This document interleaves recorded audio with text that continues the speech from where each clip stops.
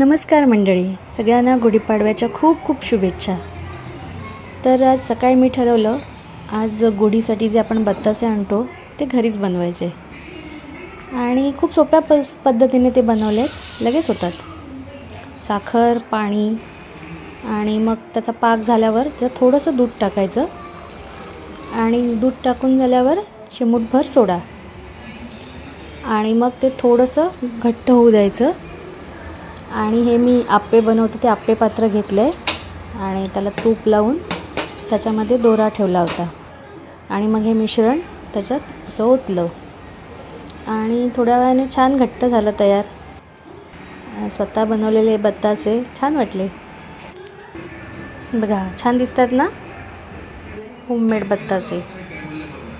चला तर मग गुढीची तयारी करूया। तांब्याला हळदी कुंकाची बोटं लावून घेतली आहेत। गुढी छान झाले सजवून, आता ती उभारायची।